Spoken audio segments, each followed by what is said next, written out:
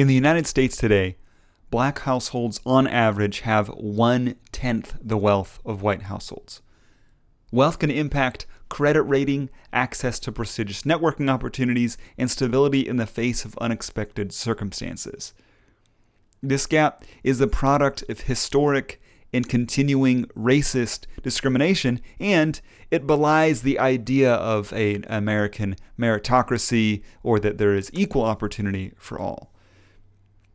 This gap, first in the form of slavery, then Jim Crow, racially restrictive housing covenants and redlining, and then continuing discrimination in hiring and promotions, continues up to this day.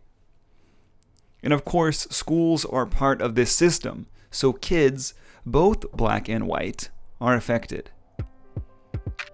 I'm Nathaniel Bozarth. Today on Wide Ruled, I'm with two of the founders of GIFT, Generating Income for Tomorrow.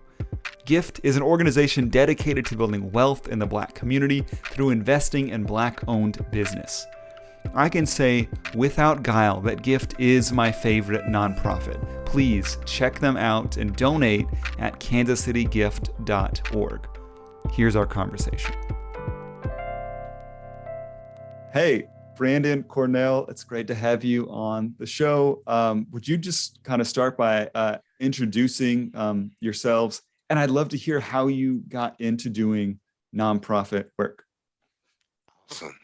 Yeah, so I'll start. Cornell Gorman, COO, co-founder, board president of GIFT. So how I got into nonprofit work, specifically with GIFT. So on a day-to-day basis, a large lump sum of the work that I handle is the marketing for GIFT. And how I got into just the marketing aspect and videography is really what I specialize in, is really self-taught. And I had got to a point to where I was ready to launch out and start my own business. And I wanted to be informed. I want to know how to get the best quality, the best look, the best work, how people could present their videos in a way. So I was doing a lot of reading, a lot of learning, a lot of just spending a lot of time with this craft, with the skill. And so after all of that learning, all that reading, if you guys know the story of GIFT, we saw a post, we got together, and the rest is history. So what I brought to the table was the marketing that I had just been committing a lot of my time to. And that's how we got here with me in the nonprofit realm. I definitely fully believe the ideal of what we were doing was amazing, but it was never really, I wanted it to be in the realm of nonprofit. So it just fit, it worked. I'm here, I love it. We're doing great things, and yeah, it's all good. Yeah, so yeah, I hear that. So you were kind of honing the skill, and then the sequence of events kind of happened that it ended up being nonprofit, but it wasn't necessarily where you were kind of directed. Right. What about you, Brandon? Yeah, and as I think about this, man, my story is a little like long and curved and I hear all that. But you know, the one consistent thing is that I'd always wanted to have a positive impact on Kansas City, specifically the inner city. I wanted to. I asked myself the question, you know, if I could do something to make life better for me, like better for my, like if my adult self can do something to make life better for myself as a kid, what would that be? And I had political aspirations for a while, and so I, thought about, okay, well, I'm gonna try to run Senator Callaway. Yeah. Like I'm gonna try to run for office. And I wanted to put myself in a position where I was making change. And so, I was in the fitness industry for a long time, and there I saw myself, making change by helping high school students as a strength and conditioning coach, specifically helping them to get college scholarships. And so, if I can train them up to be great at their sport, and that gets them into a full ride into a college where, you know, they can come out with an engineering degree, not necessarily. So I'm not trying to send people to the NFL or the NBA, but just send them to college. And so that was a thing. I mean, That's cool. Were you at a school? You were in a school building? Northeast High School. I was Cool. I was a strength and conditioning coach at Northeast High School for a little while. You know, I'd done some personal training and strength and conditioning on my own for, you know, 10 years. I was in the fitness industry. I had I took the test to be an Overland Park police officer. I went through the whole process, and then I decided not to do it because I didn't see myself being a police officer and having being in the position to make the change that I wanted to make. Wow. That's a big conversation. Yeah, yeah. big conversation. I went from there to trying to go to law school and go the full political route of, senator, governor, whatever. I actually interned at the Jackson County Prosecutor's Office as an undergrad pre-law intern for about 2 years. And ultimately, like, I never really found what it was I wanted to do. And I was still in fitness. So I was in fitness, learning how to sell and run business and all. I mean, I ended up being the general manager of a small studio where I was literally just doing business to business sales, one-on-one personal training sales, and running the business. And I got tired of it, and I wanted to use those skills somewhere else where I felt like I have a greater impact on a greater number of people. Because I wasn't even getting kids to college anymore. And my wife was an executive director for a nonprofit, and she was the one that started telling me, like, the nonprofit sector is an actual professional career, and nonprofit fundraising is an actual thing. And she, introduced me to Nonprofit Connect, and where I started seeing the job boards. And I realized that the skills that I had in fundraising and in business to business partnerships and in relationship management, I could use all of that over in the nonprofit world.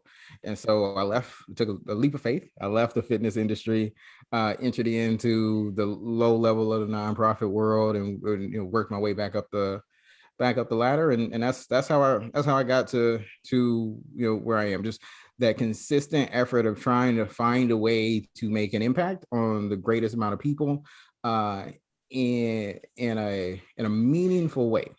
Yeah, that's how I got here. Right on. So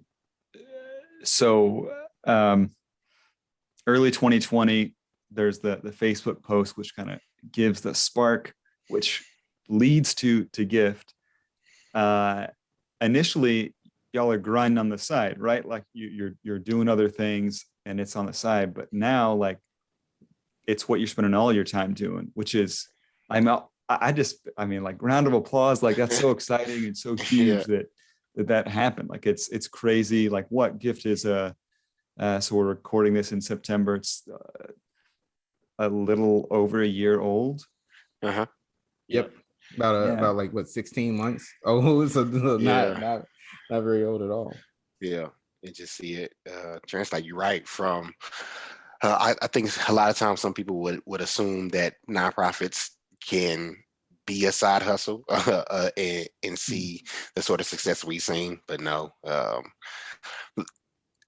We really were kind of we were doing jobs, we were working other side hustles to take care of the house and everything like that. And this is at the beginning of COVID and everything like that. So that was crazy, but still committing to just full-time work with Gift, man. That was a time, man. It was. Yeah, definitely it a time. It was. I mean, and we started from scratch. Like, we didn't start the organization with a large commitment from a funder to give us X amount of dollars to get us up and going. We started from like, all right, cool, let's just go ask people for money. Yep. And so we started from $0 in day one. I remember I told the board, like, yeah, our goal, so like we were 2 weeks into it. Our goal for this year is $250,000. Like, okay, where are we gonna get that from? Like, I don't know. We're gonna figure it out. But so going from literally $0 to to date, if we look at last year and this year, we've raised, like, we've secured over $1 million. And and we're in fiscal year 2, and fiscal year 2 is highly likely that that we'll end the year raising somewhere in either close to, potentially over $1 million just in this one fiscal year alone. And so it's come a long way. It's been a huge grind. It's taken a whole lot of work that we had to go from being doing it on the side in our free time, to being employees doing it part-time, to being employees that were 100% focused on Gift doing it full-time. If we hadn't done that, there's no way we could go from a $0 organization to $1 million organization. And we are from the people, of the people, for the people. And so the more money we raise, the more money we can put back into the community as quickly as possible. Was there, like, what does that feel like? Because I mean, you're so Gift is raising money to put specifically into Black-owned businesses, to invest in those businesses, also with business training and other supports. Like, at that moment when you have to pay yourself, like, what did that feel like? Was there any tension that you experienced, or was there even, like, I hope not, but criticism from other people? Yeah, it is a bit awkward because we didn't get into this, of course, for the paycheck, for the money.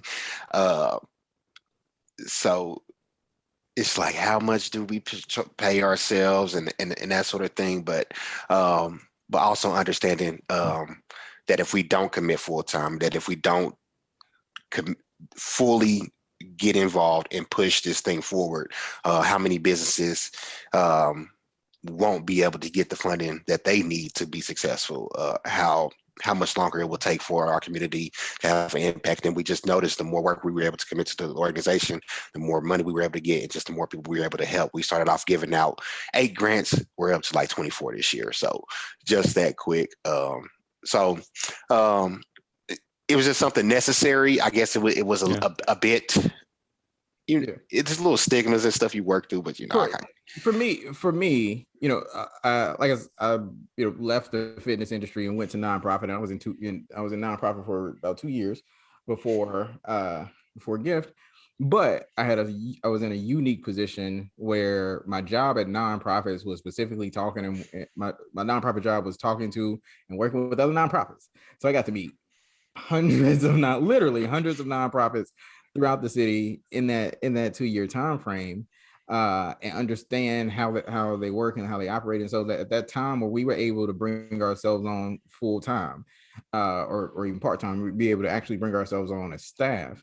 I felt a sense of pride because Black-led nonprofits are not like are largely those 100% volunteer operated organizations, and because of that, it stops them from reaching those levels of your Operation Breakthroughs, of your even like places like Prep KC, Thelma's Kitchen, like those names in the city that are doing big work, doing good work, that can't do that on a volunteer staff. And so it felt, for me, it gave me a sense of pride for us to be a real competing nonprofit in this industry, because I understood it was only going to bring us more money, which meant that it was only going to be more money that we could put into the community. And so I understood that stigma. And when people ask me, what's your overhead? I answer them. I think our overhead, it floats, but it's around 15%. And happy to tell anybody that. But then I follow that up with, how does our overhead support our mission, right? Like, technically, all of our positions are part of overhead, but with me, Cornell, and Karis is spending her time working. Any point in time, any one of our business owners can call Karis and say, hey, this just happened to my business. I need, I need some help. Like she'll hop on the phone and try to find prices for people. She will try to find co-packer. Like she works for us, but she works for them. Cornell, like all of the marketing stuff that he does for us has brought tremendous exposure to our businesses. I've sat down with places like Hy-Vee and brokered deals to get our business owners into Hy-Vee. And so all of I answer, how does our overhead support our mission? And our overhead dollars are used in a way that actually continues to help our business to grow.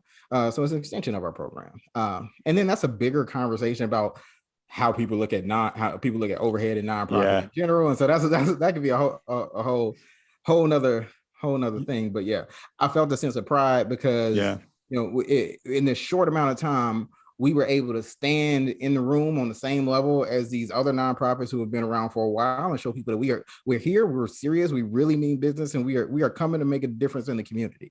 Mm-hmm. Yeah, that's awesome.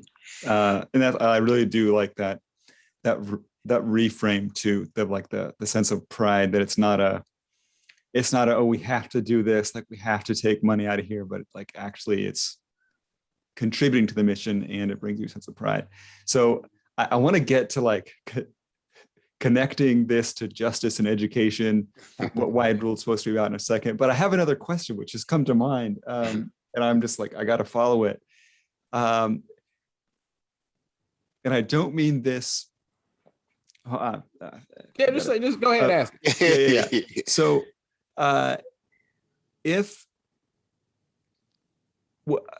would you ever hire a white person, and would it be appropriate for a white person to take a salary working at Gift, like position? Because you know what I'm saying, like, and I don't, and I'm not asking this. Well, yeah, I don't even. I was going to say I'm not asking this for myself. Like I'm not. This is not my job application for Gift. I love it. I think it's a really I'm really curious. Like, it's something that I wrestle with. That's how I need to position it. Mm-hmm. It's something I wrestle with as someone who's trying to do work in a racial justice space. Like, is it ever appropriate for me to get paid for things I do?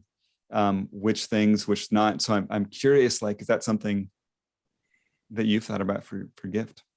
Absolutely. You want me to take that? Yeah, I can give my piece on, like, it's not a conversation we've ever really had, you know what I'm saying? So I can give my piece on it. For sure.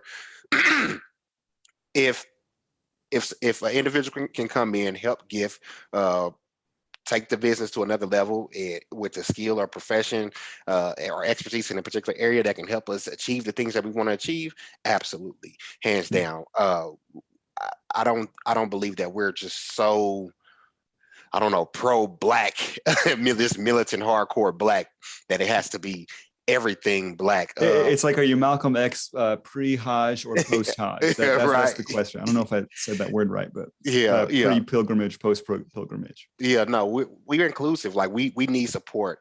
We need help, resources, funds, expertise. So absolutely, I kind of remember in times. So like sometimes like we would do intros for our videos, and we had individuals who weren't black do intros for us, and some people just didn't like it. they weren't with it, you know what I mean? And it was like, we don't care. You know what I'm saying? Like, these people love us, they support us, they help us, and it's, in order for this thing to go forth, it's going to take all of us. So absolutely, I think I would definitely be on board hiring, bringing on, and allowing a white person to work with Gift. Yeah, sure. What you got, B? Yeah. And so, I mean, our mission is about closing the racial wealth gap, and boosting up Black businesses and helping them grow, so we can put more money, not specifically into Black business. I mean, specifically into Black business, but not just into Black businesses, but more money into this specific area of the community. And if, no matter who the person is, if they are able to come in with a skill set that allows our mission to grow and allows our organization to grow and our mission to move forward, then I am absolutely all for that. And then I would throw a caveat on there to say that, because of our mission, and because of the challenges in the nonprofit industry with the amount of people of color in nonprofit, I would, I would want to, I want to try to find a way to bring on somebody of color, train them. I mean, it goes back to all of the technical assistance partners that we use. A lot of the technical assistance partners that we use when we pay for their services are Black owned businesses, because it has the residual impact of, we are giving out grants, but we're also helping to grow this other businesses as well. And It's so kind of a medium is the message type of right. And so how if there are cycle. ways, right, if there are ways that we can, progress our mission through the use of our overhead, then I want to do that. Absolutely. Yeah. Now I will also say, I guess the word pride again comes back to mind when he said, when I think about it again, though, like there is a sense of pride. I believe there would be for bringing on somebody of color, or just be a Black person to fill these positions in these roles. Because like Brandon was in the realm of nonprofit, like, and he had the capabilities and skills to run an entire organization, and he didn't have access or the opportunity to allow his talent to shine. And me the same. And it's oftentimes I think about past jobs I wholeheartedly believe I was just more skilled and talented in a particular area, and I would go talk to the bosses or whatever, and just why I didn't get the position. And literally, I remember one time they said they were just more comfortable with the more other person. You know what I mean? So it isn't just on paper. I have the skills or the experience. There's comfortability things. So like just giving people the opportunity and access. I want to see that happen a little bit more with Black people, but just opposed to whites. Absolutely not. Yeah. And then there are not a lot of Black people in the realm of nonprofit.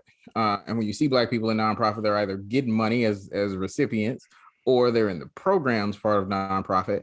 And there are a few in the executive leadership roles, in the fundraising profession in general, and in the like the back office of just nonprofit operations.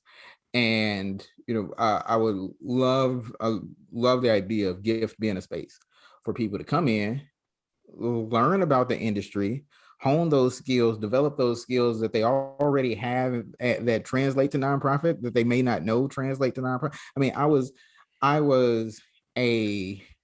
selling personal training, and I was running a personal training gym, and then I applied to be a bottom level individual giving officer at a nonprofit, and they told me, oh, well, you don't have that experience and you don't qualify. And it's funny because 2 years later, I now run my own nonprofit and have raised millions, close to $1 million, with those same skills that I had that I was told didn't qualify me for nonprofit fundraising. And so if we can bring in Black people, train them up, and be a pipeline for creating Black nonprofit professionals in the Kansas City community, like that, to me, that would be a great use of our overhead funds. A great way to make sure that our overhead supports our mission, because we would then be able to contribute to the changing of philanthropy from the inside. We are an organization that is focused on Black business, but it is not lost on us the challenge that Black-led nonprofits have as well. It feels like there's so many. It's so cool. Like I'm just a huge fan of GIFT for so many reasons, but this is one of them. Like the way that there's like these ripple effects that it can have, or that like when you give money to GIFT, you're not it's doing so many things. Like it's like you talk about the dollar circulating in the Black community. Like that's exactly what's happening inside like the realm of gift. Yeah. How does, so developing that pipeline of having more Black talent in philanthropy, in nonprofit, how does that change how nonprofits in Kansas City work? Yeah. Oftentimes, so a lot of times when there are conversations about, you know, an organization's let me try not to be too specific here. There's conversation about an organization's focus on diversity and equity and inclusion. Those conversations are had at the executive level, and there are there are no people of color at all, like no people of any color, and in executive leadership. Then that executive leadership can, one, make those decisions on their own, or they could go out to their lower level employees and try to bring them in to begin to help make these decisions, to help identify some challenges and points of potential remedy. The challenge with that is, like, you'd have to find low level employees who are comfortable talking to executive leadership about, you know, organizational challenges in diversity and equity. And so that's me, you know, me, low level fundraiser, telling my CEO or COO, hey, our organization has, you know, challenges with racial equity. You know, they run the organization, and so it's kind of, it's You're kind sticking your neck out big time. Yeah. You are, and that's a risk. And then when it comes to programs, like, often people of color are the recipients of programs, but they don't have the input on the structure of those programs. They're not consulted before those programs are created that impact them and affect them. And having more people of color on those executive teams, specifically on those program executive teams, and not just the program like admin or the program executioners, provides the potential for more informed insight when developing those programs.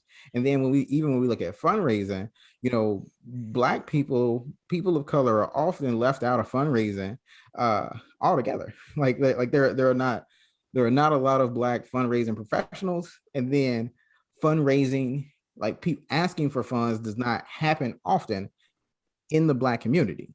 And so just economically, there's a whole potential untapped market of money that you could raise by, you know, directing some fundraising efforts to the Black community. And I would argue that those efforts would be much more effective if you had people on staff who were familiar with the culture, familiar with the people, familiar with the areas.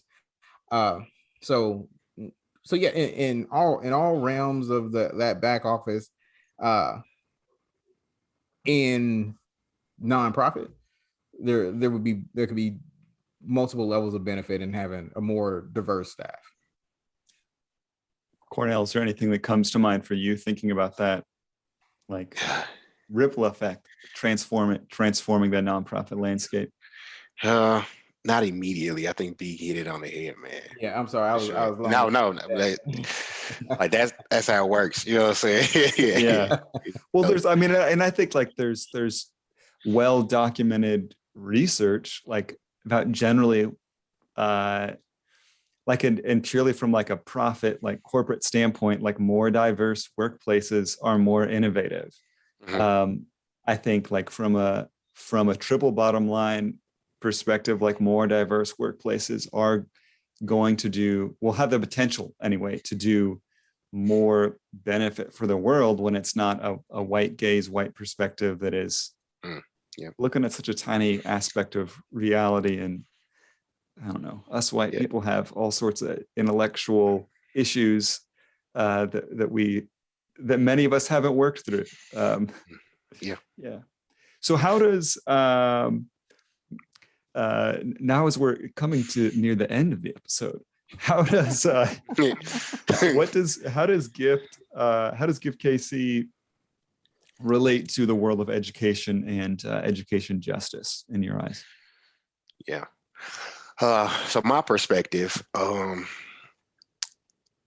I think Gift impacts education just from a community standpoint. The community gets stronger as our education systems get stronger, our kids become healthier, and they eventually grow and become more productive in the community. So right now in the inner cities, specifically like the Kansas City, Missouri School District, probably one of the lowest funded school districts in the entire state. And then I was reading an article saying just across the entire nation, lower funded school districts have higher increases in gun violence. And just talking about just the types of requirements needed for these children living in low income areas, poverty related, higher impoverished areas. I don't know if I'm saying it right. Just some of the issues that they're dealing with, some of the things that they're going through. Schools not being equipped in dealing with these kids with going through these mental issues. There's probably a 15-year-old kid we can go find in one of these high schools right now who's probably dealt with traumatic deaths than a lot of people probably see in their entire lifetime. Cousins, brothers, best friends, schoolmates shot, murdered, and killed, and them having to process and deal with that. And another kid making fun of them. You know what I mean? So there's a need for more counselors and everything like that in the community. So when Give comes in and when we're able to build businesses in these particular areas, those tax dollars can go to these schools, and these schools can get more security, can train teachers to just be more trained on dealing with these kids on a day-to-day basis, and not just ready to kick them out, expel them, and be done with them. And then the cycle continues on just career criminals. So it's not just a major part, kind of like that ripple effect we were talking about. It's a minor part, but eventually, if we grow the community around outside these schools and that these children live in, these schools become a little bit stronger, man. So yeah, absolutely. I mean, and even going as far as, like things that are not directly not on its surface directly connected to schools and education. If a parent is struggling with financial security, they are less likely to be engaged in their children's education.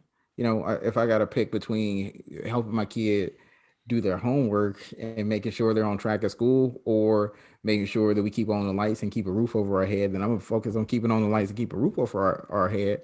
And because I'm not gonna choose to have a straight A homeless student. Yeah, you can't. I mean, you can't read your homework or your book really well if the lights are off. Right. And so that, I mean, that's a whole nother, but with Gift helping to grow Black businesses in the city, create jobs, yes, there will be an increase in tax dollars that go towards the school, but there's also a increase in the potential for parents and families to be more stable and to have more attention to school. There are things, basic human needs and safety. Maslow's hierarchy of needs has been a thing for a long time, and it's not going away because it's real. And so all of those first few things are about financial stability. And so when we are able to build up these communities, create these jobs, and increase the amount of financial stability in these individual families, their poverty related crime goes down, engagement in school can go up, as well as tax dollars being able to go back into the school, and be have better funded schools that are better able to meet the needs of the children. And I'm biased to nonprofit, and I would always I feel like schools can do and this is probably schools in general, but could do a better job of, or do a job of preparing students for diverse career choices. Like you can think about being a lawyer, you can think about being a doctor. You don't necessarily think about the industry of nonprofit. I'm always frustrated that I spent, probably 25 years not knowing that the nonprofit industry was a thing, or that it existed at all. Yeah. Glad you're there now. Yeah, You're here me now. too. Yeah, definitely. Something that like, go ahead, Cornell. No, go ahead. I was just saying so that was something that what? Yeah, I was thinking about like kind of going back to thinking about the multiple effects, that kind of that dollar circulation. Something that came to mind when you were talking was thinking about, oh man, what this is kind of a digression, but some of the businesses that, like, I know there was a catering business that you gave a grant to, and I was excited to see. I think you posted somewhere that they're going to have a physical location in the new MCI airport. Yeah, that's awesome. Like, that's super cool. Yeah. What would it take?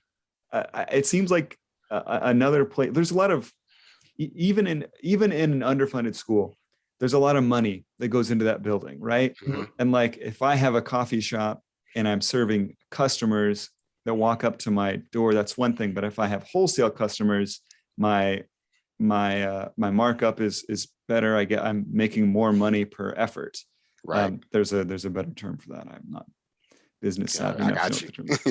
So like, it makes me think like, well, what about like, why isn't it, or is it something that schools could, like, what if the school lunch program was somehow like managed through Black owned companies or a catering company, or, like, it makes, I don't know. Wow. I'm just like, that's something that came to mind. Like, no, I mean, it's literally, it's kind of like what Ruby Jeans is doing right now. Like, Ruby Jeans just got that contract. There's an example. To put their fresh juice in, I want to say, all of the schools in the Kansas City Public School District. And so like that is a perfect example of the school district using the funds that it has allotted to them to help boost up and grow a Black business. And profit margin, that's the term he was looking for. Profit margin. Thank you. I knew one of y'all would have that term. Yeah, that's awesome. So I was trying to rethink the wheel, and it's already out there. That's great. Well, no, I mean, it is, and there should be I can't think of anything other than the Ruby Jeans deal, which happened like 2-3 weeks ago. I can't think of another one. Yeah. And I love the concept. Like, the potential for that is there, the opportunity is there. What that would mean for Black businesses is amazing. But also, just imagine the kids seeing somebody being able to bring their product in that kind of looks like them, dressed like them, put their product in there. That means something. Like, that's important, just to get the idea, know that it's possible, know that it's real, and that might inspire them to do something similar. So exposure is a huge thing. Exposure Absolutely. is a really big thing. I was on a panel the other day, or a couple of weeks ago, and I was telling the story. I was listening to NPR, and it was a woman on there. She was an aerospace engineer, and she grew up with her dad being an astronaut. And so from the time she was 4, she had went to every single rocket launch from NASA. Like, she was there watching all of the rockets launch. And that's a high amount of exposure to her dad working for NASA. And now she, given he was an astronaut, she was an aerospace engineer, so she didn't want to be an astronaut. But like, does aerospace engineering run in their blood? I doubt it.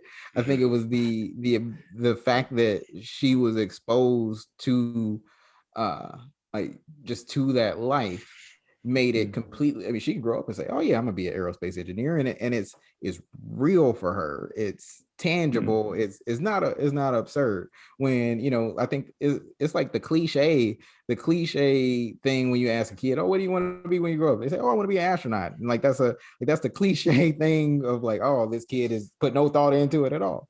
But because most people are not exposed to,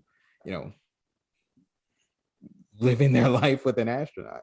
And so right. The more that you're exposed to those things that we might think of as foreign, far out there, or just unattainable, the more attainable they become. And the higher the likelihood is that they actually will obtain it. Yeah, absolutely.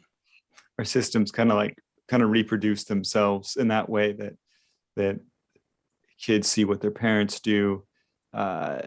And I mean, so you have each successive generation for years, like that's been the case for decades. That's been the case. And I think you see that in systems. And I mean, that goes back to the nonprofit thing. Like if you aren't exposed to people who look like you having jobs in a nonprofit world, like it's hard to see that it might be an option. Yeah. And like every time we fly, I make sure we take my son to the cockpit to meet the pilot. My sister-in-law is a veterinarian, and so like that. Which these are jobs that sound really cool to kids, and so I want to make sure that my kids see that while these jobs sound really cool, they're just jobs. And so if you want it, you can have it. And so I want him to sit in the cockpit as much as he possibly can, right. Because if he wants to grow up and be a pilot, I don't want it to be a foreign concept to him. Right. So yeah, that increased exposure is. I'm kind of afraid of the answer to this question, but I'm curious: have any of the pilots been black? No, nope. Dang it! No black pilots. I don't think there have been any like white women. Like there have been no female pilots either. But coolly enough, we have an individual on our board who's taking his pilot test to become a pilot. Yep. All right, get your son in that cockpit. He's part of like the Black Pilot Association. Awesome. He is Dwan. He does a lot of things. Dwan does everything. That's cool. Well, where can people find Gift? I'm pretty sure you take. I don't want. Only should I say that? Gosh, I'm just doubting myself this whole podcast. Yeah, I'll do it. I support Gift, and I think other white people should too. I'm sure you take dollars from anyone to do this good work that you're doing. How can people find Gift? Absolutely. So Kansas City Gift is our universal tagline. So that's our webpage, www.kansascitygift.org. All social media platforms, Kansas City Gift. So you can find us on those platforms. If you want to donate, we encourage you to go to our webpage. There's a donate button. You click that. It's just a real simple button. You hit that, fill out the information, boom, you're good to go. So really simple, really easy, man. That's cool. How you find us. Is that in really bad taste if I mention that I give? Is that awful? No, that we encourage it. It's like peer pressure. I'm trying to do peer pressure, not like, yeah, I'm a good person. I'm not trying to do that. No, it's better for us. If they're comfortable with you, they know you. It's better that we can say the gift works all day long, but if you say it, they might, Yeah, man, it's like my favorite. It is my favorite organization to shout out. I think. Yes, you don't have to say that because we hear Nathan. You know what I mean? But I appreciate it. Yeah. You can learn more about Gift and support their mission at kansascitygift.org. Wide Rule was first produced as a part of Brain Root Light and Sound. Thanks for listening.